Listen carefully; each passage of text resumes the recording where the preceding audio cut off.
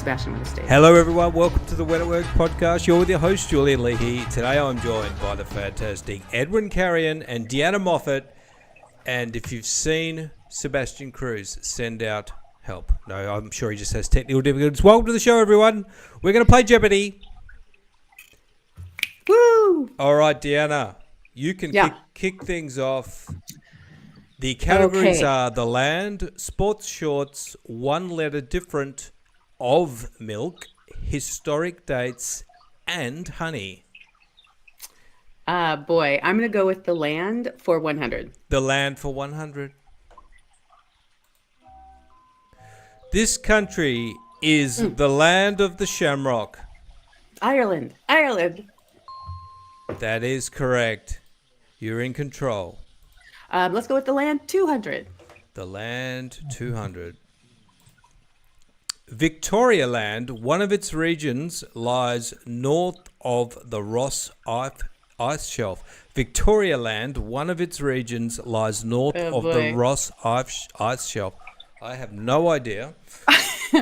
And neither do you, Deanna. Do you have any idea, Edwin? Down there in Colombia. I have no idea. Okay, let's have a look. Antarctica. That was my third choice. Well, it was closer to Edwin than we realised. Closer to me. Yeah. All right, you can have another crack, Deanna. Let's go with one letter different for 300. One letter different for 300. Humorous wordplay about a quill. Interesting. So what's a quill? Is that a feather? Humorous wordplay. One letter different. What's a quill pen called? I don't know. A quill pen. Fountain? No. Yeah. This is no idea. A pen pun. A pun about a pen is accepted. Okay, I gotcha. Oh, I see what they're doing now. Yeah, okay. we get it now. All right. Okay. Well, let's try it again for 200. Okay, was that one letter different for 200? Yeah. Excellent eats. Good food. Good food. Well done. Yeah. Hey.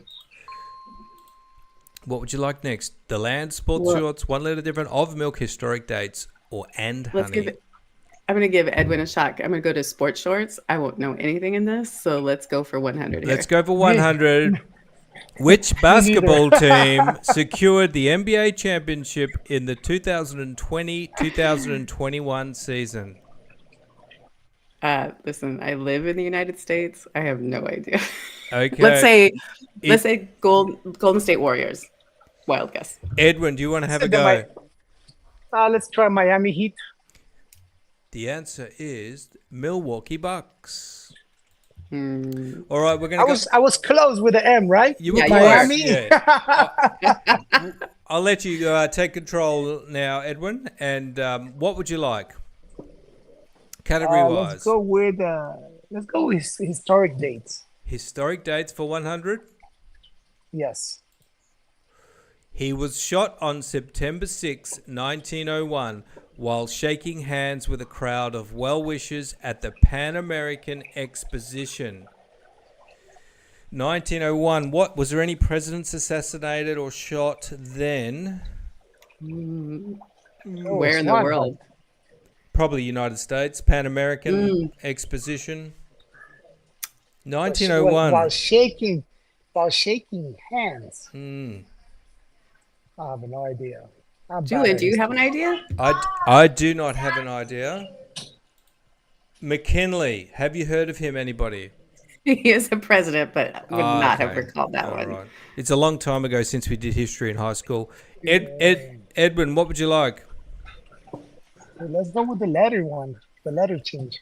The one letter difference for 100? Yes. A large sack. A big bag. Yeah. Big bag? You got it right. Let's have a look. A big bag. Well, Deanna snuck in there first. All right. I never watched this show, and every time I pass through Jeopardy, I'm like, I should just watch this and look at this. I'm in it today. Yeah. The question's go for quite hard. one letter different for 400. One letter different for 400. Deanna, a hole in the ground for your baked pastry. A donut?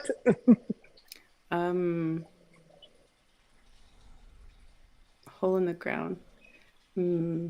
Big pastry. Oh, I don't know. Hole in the ground.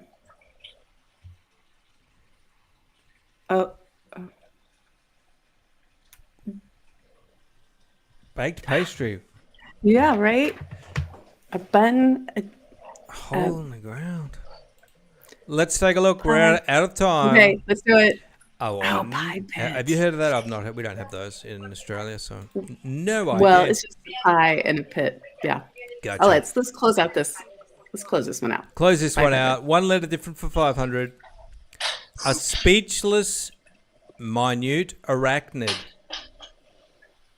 Oh boy.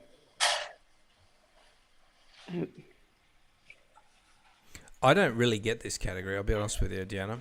Oh, I do. It's just they're looking for one letter different in the two words. So that's like So pie, minute P-I-E. arachnid. Yeah. So like a mite. So I gotcha. Like a quiet mite or a but I don't know what.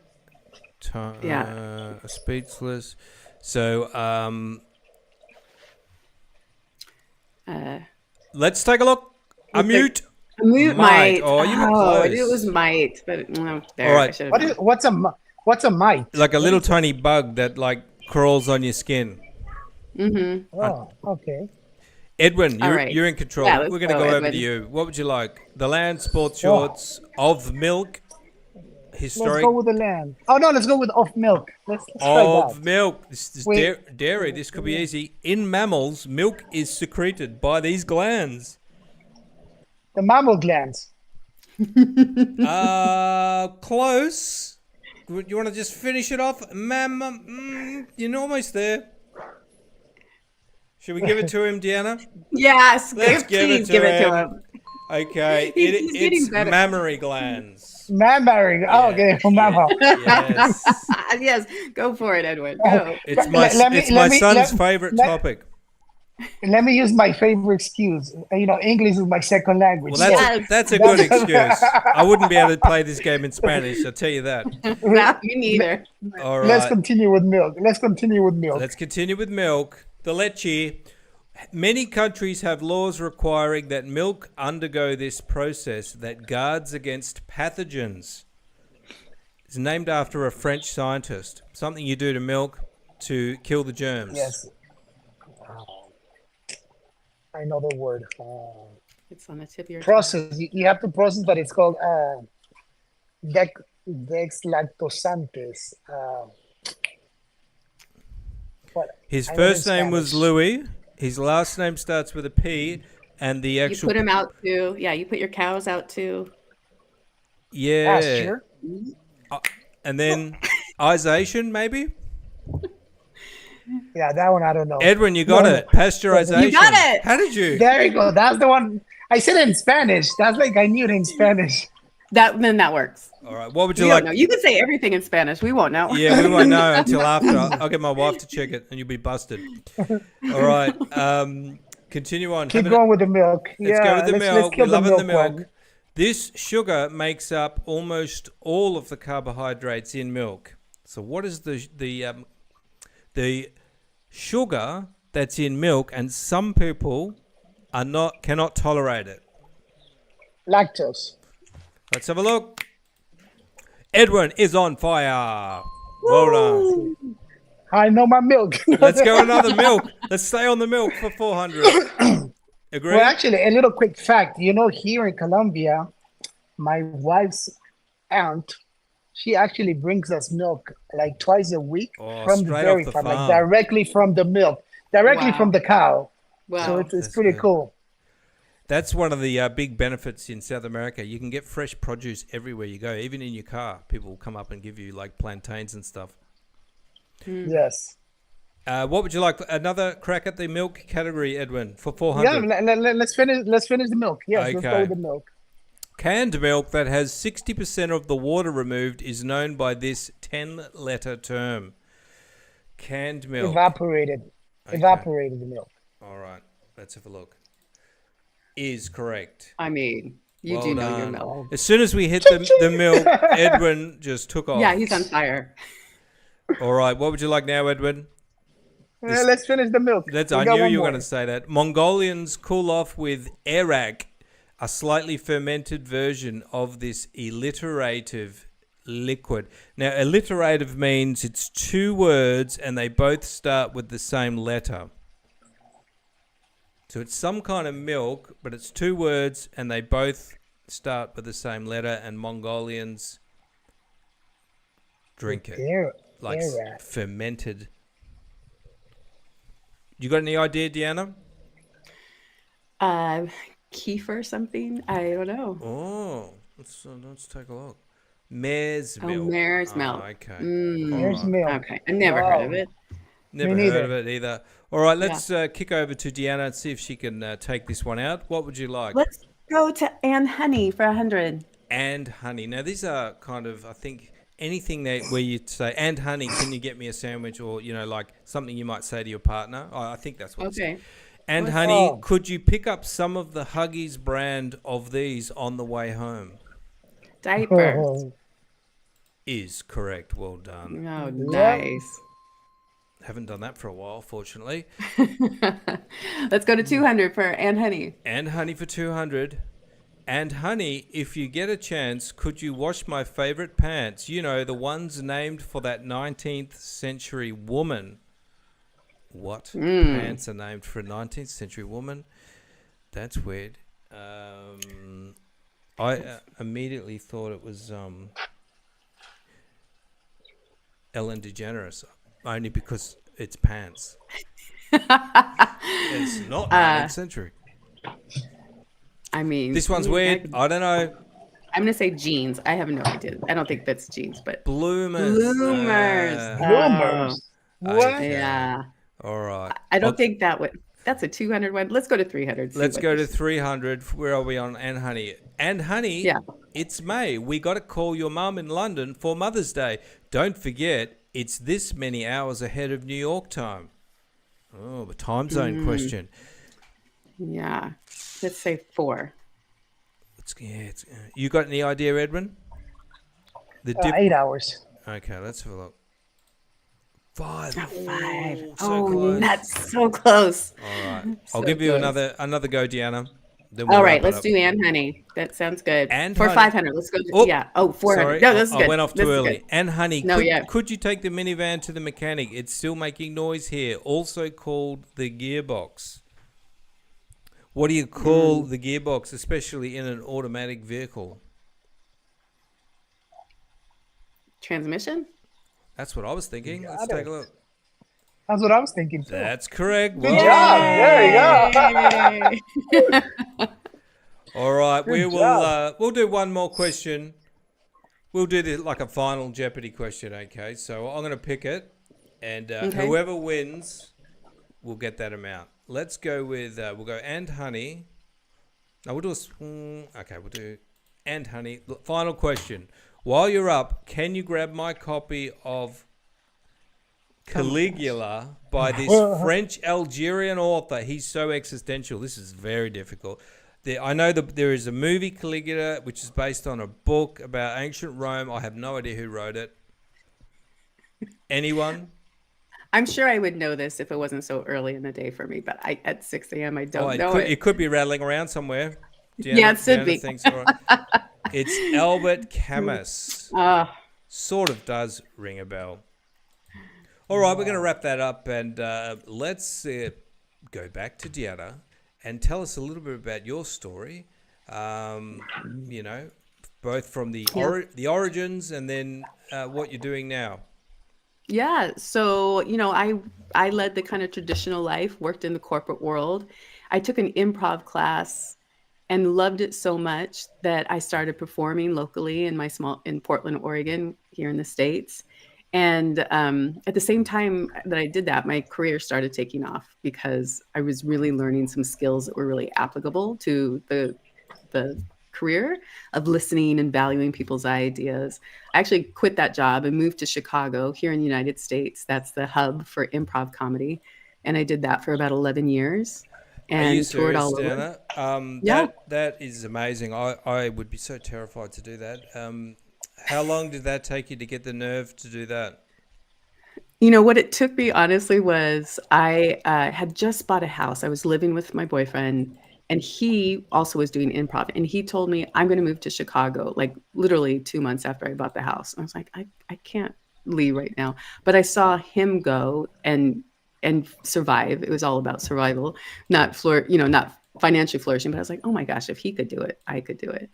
And so um, I I had equity in my house, so I stayed with my house for about 2 years, and at the time, uh, the the real estate was booming, so even in 2 years, I had a nice little bit of equity, so I lived on that for the first year, and, I just had a blast. It's you're playing.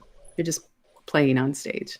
That's why this was so much fun, and, it really taught me some great life skills as well, and I started a storytelling show, and I taught storytelling at the famed Second City here in the United States, and I really loved listening to people's stories and how they told their stories. And they were either the villain or the victim or the hero. And I got really fascinated about how we tell our stories There is something because that, magic about that, isn't there? yeah. So the stand up led into you doing a live spoken word performance about storytelling. Is that correct?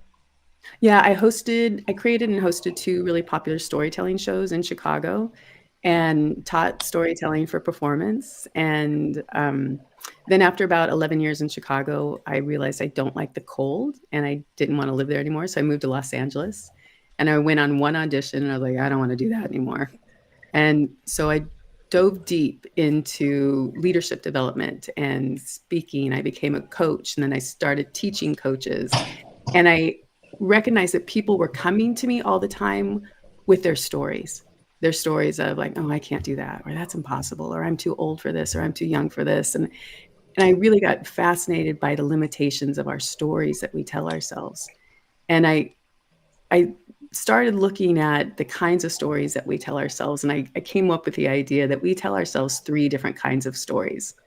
We tell ourselves the first one is like the historical reenactments or the historical reactions. And those are often our core wound stories. We're not even always aware of those stories, but they drive our behaviors, whether we know it or not. Those are the stories like I'm unlovable or I'm not worthy or I'm not good enough. And then we have the TV unscripted reality stories. And those are the stories in the moment that we flash up and they create emotional reactions for us that we don't necessarily want to be in. But we can, the best ones are when we're in our car and someone cuts us off. And we're like, that guy's a jerk, what an idiot, da da da da, right? And in the moment, it's like we're being produced by an unscripted reality producer. They want all the emotions that come out of us. And then our third kind of stories are the dystopian futures or the lack of a future story. And those future stories are the ones that can really move us into the direction that we want to go. But oftentimes we have no idea how to create a really flourishing future type of story. And that's how I work with my clients.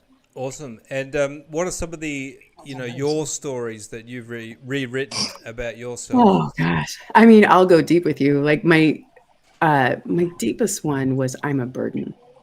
And that comes from I grew up in kind of a dysfunctional home. But I was adopted.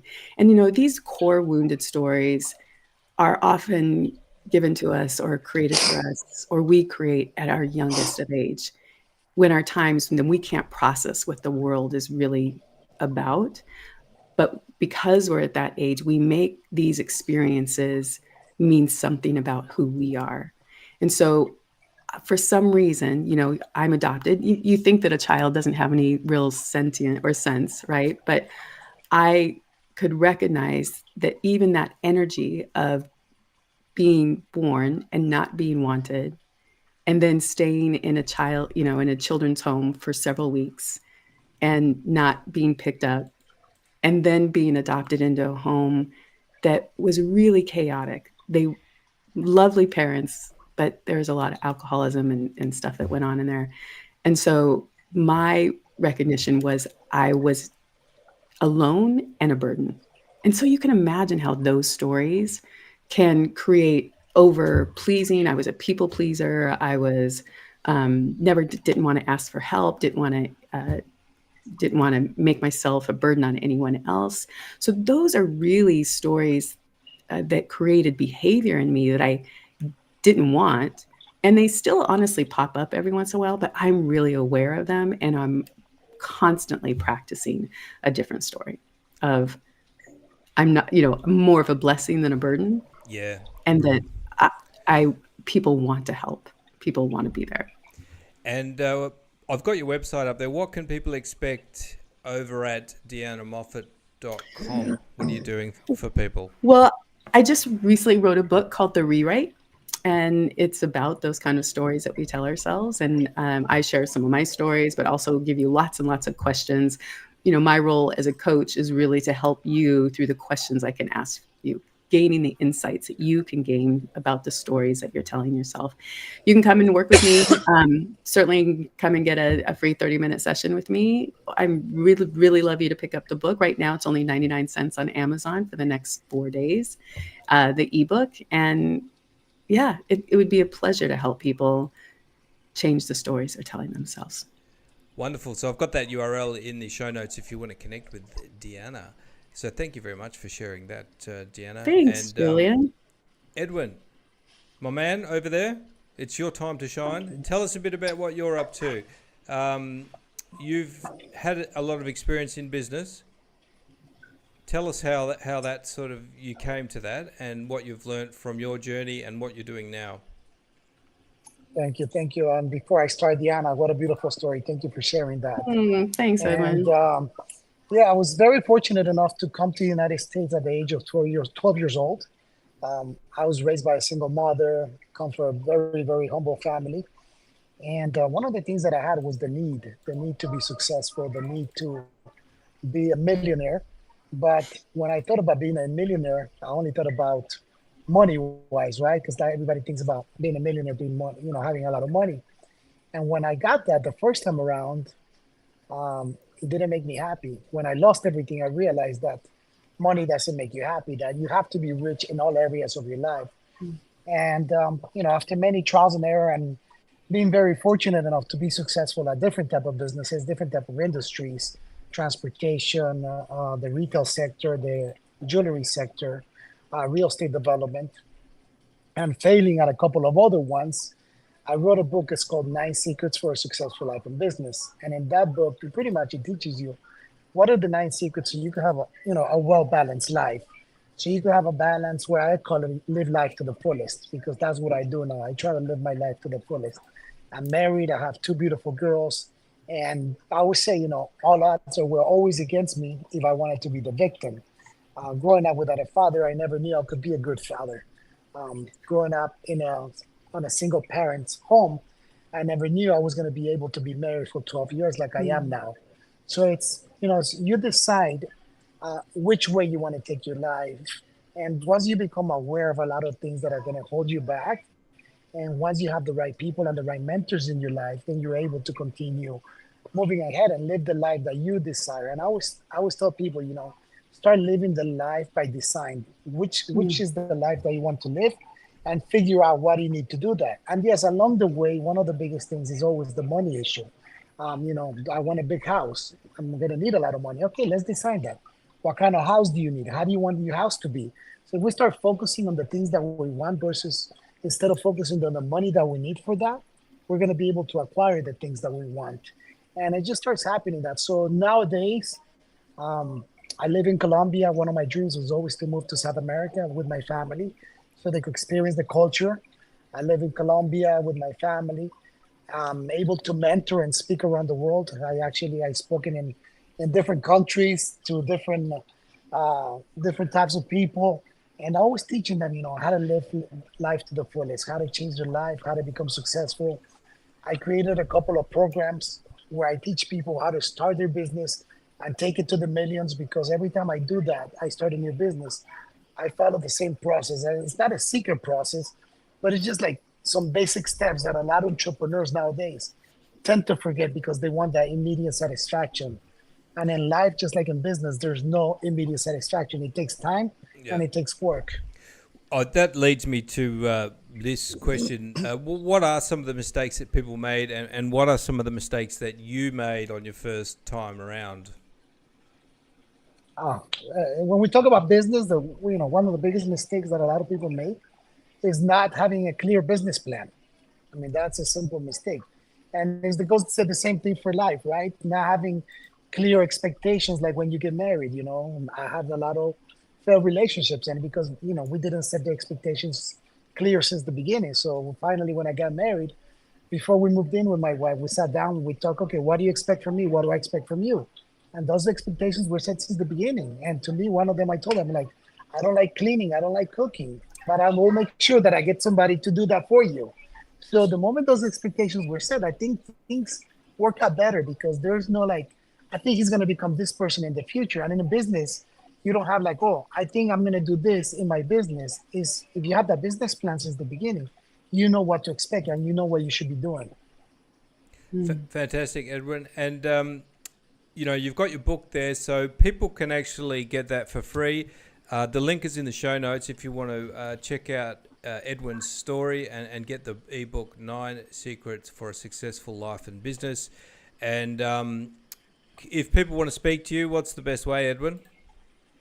The best way is always to contact me through social media, Instagram, Facebook, Edwin Carrion 78. If not, go to my website, edwincarrion.com, and then you'll find all my social media and just kind of connect with me through there. And one of the things I always tell everybody, and my mentor taught me this, which I love, is you have to become an ask hole, because if you don't ask, you're never going to get an answer. So sometimes people think I'm unreachable, but I'm just a regular human like everybody else.